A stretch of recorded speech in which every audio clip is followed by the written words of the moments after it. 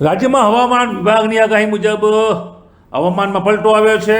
જી હા, રાજ્યમાં ભર ઉનાળે હવામાન વિભાગે જે આગાહી આપી હતી વરસાદની તે સાચી પડી છે। ત્યારે વલસાડ જિલ્લામાં વાતાવરણમાં પલટો જોવા મળ્યો છે। કપરાડાના સુતારપાડા અને આસપાસના વિસ્તારમાં વરસાદ વરસ્યો છે। વાદળછાયા વાતાવરણ વચ્ચે વરસાદ પડ્યો છે। જોકે કેરીના પાકને નુકસાન થવાની ભીતિ ખેડૂતોમાં ચિંતા વ્યાપી છે। આ પહેલાં જ હવામાન વિભાગે જિલ્લામાં વરસાદની આગાહી કરી હતી। હજુ પણ જિલ્લામાં હવામાન વિભાગની આગાહી પ્રમાણે વરસાદની શક્યતા છે। કપરાડા તાલુકાના અંતરિયાળ વિસ્તારમાં પણ વરસાદ પડ્યો છે। કપરાડાના હુડા ગામ કરા સાથે વરસાદ પડ્યાના અહેવાલ મળી રહ્યા છે। વરસાદના પગલે વાતાવરણમાં ઠંડક પ્રસરે છે। કપરાડાના અનેક ગામોમાં વરસાદ શરૂ થયો છે। વલસાડના કપરાડા તાલુકામાં ગાજવીજ સાથે વરસાદ પડ્યો છે। હુડા ગિરનાર સહિતના ગામોમાં વરસાદ પડ્યો છે। કરા સાથે વરસાદે કેરીના પાકને વ્યાપક નુકસાન કર્યાના અહેવાલ મળી રહ્યા છે। તો ગિરનાર ગામમાં આવેલી આશ્રમ શાળાના પતરા ઉડ્યા છે। વેદાંત આશ્રમ શાળાના પતરાના શેડ ઉડ્યો છે। 15 જેટલા વૃક્ષો પણ ધરાશાયી થયા છે અને વીજ પોલને નુકસાન થવાના અહેવાલ મળી રહ્યા છે। રાજ્યમાં અમુક જિલ્લામાં 4 દિવસ જોવા મળશે વરસાદી માહોલ। ત્યારે હવામાન વિભાગે આગાહી કરી હતી। હવામાન વિભાગની આગાહી જોઈએ તો અરવલ્લી, મહીસાગર, દાહોદ, સુરેન્દ્રનગર, રાજકોટ, વલસાડ, ડાંગ, દાદરા નગર હવેલીમાં ગાજવીજ સાથે છૂટાછવાયા વરસાદની આગાહી છે। 14મી અમદાવાદ, આણંદ, સુરેન્દ્રનગર, રાજકોટ, બોટાદ, અમરેલી, ગીર સોમનાથ, ભાવનગર, ભરૂચ, સુરતના અમુક સ્થળોમાં ગાજવીજ સાથે છૂટાછવાયા વરસાદ આગાહી છે। તો વળી 15મીના રોજ બનાસકાંઠા, ગીર સોમનાથમાં ગાજવીજ સાથે છૂટાછવાયા વરસાદની આગાહી છે। 16મી મેના માત્ર બનાસકાંઠામાં ગાજવીજ સાથે વરસાદની આગાહી છે। ત્યારે અહીંયા પવનની ગતિ 5 થી 10 કિલોમીટર પ્રતિ કલાકે ફૂંકાઈ શકે છે। અમારા સંવાદદાતાએ જે અહેવાલ મૂક્યા છે તે મુજબ વાપી, વલસાડમાં દ્રશ્યો મેં આપણે બતાવી રહ્યા છે। હાઈવે વિસ્તાર આ રીતે ધોળીઓ બન્યો છે। વાહન ચાલકો પરેશાન છે અને આ રીતે આંધી તોફાન આવી રહ્યું છે। આ દ્રશ્યો ટુડે ગુજરાતી ન્યૂઝ એક્સક્લુઝિવ આપણે બતાવી રહ્યું છે। હવામાન વિભાગની આગાહી મુજબ વલસાડ, વાપી પણ ઘેરાયું છે। તો વળી અરવલ્લીમાં પણ વરસાદ પડ્યાના અહેવાલ અમારા જે રિપોર્ટર છે ધાર્મિક ભટ્ટ આપી રહ્યા છે। તે રીતે હવામાન પલટાયું છે। આ આગાહી અને આગાહી મુજબના હવામાન પલટાથી સમગ્ર ગુજરાત ગમરોડાઈ રહ્યું છે। પ્રી મોન્સૂન એક્ટિવિટી શરૂ થશે। જેટલા ઘણા ભાગોમાં ગાજવીજ અને આંધીવંટર સાથે વરસાદ થવાની શક્યતા રહેશે। આરબ કન્ટ્રીમાંથી આવતું રૂરલ છેક ઉત્તર ભારતના ભાગોમાંથી છેક પૂર્વ ભારતના ભાગો સુધી ફેલાઈ શકે છે।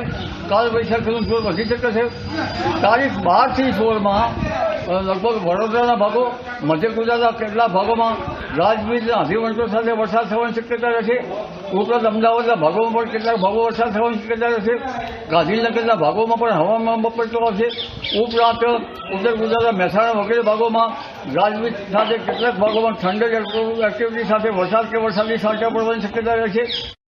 રાજ્યની અંદર ફરી એક માવઠાના વરસાદની શક્યતાઓ છે। એટલે ખાસ કરીને આ જે વરસાદ છે એ પ્રી મોન્સૂન એક્ટિવિટીના ભાગરૂપે હશે અને આ વરસાદની અંદર ભારે ગાજવીજ અને પવન સાથે તોફાની વરસાદો પડે તેવી શક્યતાઓ છે।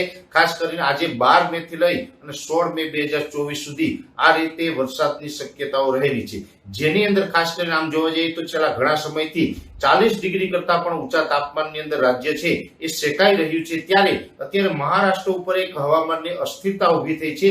આ અસ્થિરતાને કારણે 850 એચપીએ લેવલે એક શિયર ઝોન સર્જાયો છે અને 700 એચપીએ લેવલે છે એ અરબી સમુદ્રમાંથી આ સિસ્ટમને ભેજ મળી રહ્યું છે। જેને કારણે રાજ્યના હવામાનની અંદર એક પલટો જોવા મળશે।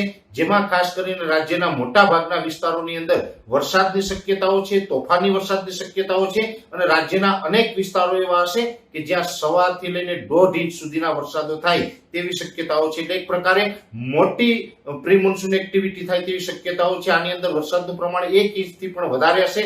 જેમાં આજે 12 મેના રોજ બપોર બાદથી જ વરસાદની શરૂઆત થઈ જશે। આજની તારીખે જે વરસાદો જોવા મળશે એ મધ્યપ્રદેશ અને મહારાષ્ટ્ર બોર્ડર લાગુ વિસ્તાર એટલે કહી શકાય કે આજે બપોર બાદથી લઈ અને આજે રાતભર જે વરસાદો જોવા મળશે જેમાં ખાસ કરીને રાજપીપળા, છોટાઉદેપુર, ડાંગ, આહવા, સુરત, વલસાડ અને નવસારી જેવા વિસ્તારો છે। આ તમામ વિસ્તારોની અંદર વરસાદની શક્યતાઓ રહેલી છે। આવતીકાલે 13 મે 2024 થી આ જે વરસાદની જે તીવ્રતા અને વિસ્તારો છે એમાં વધારો થતો જશે।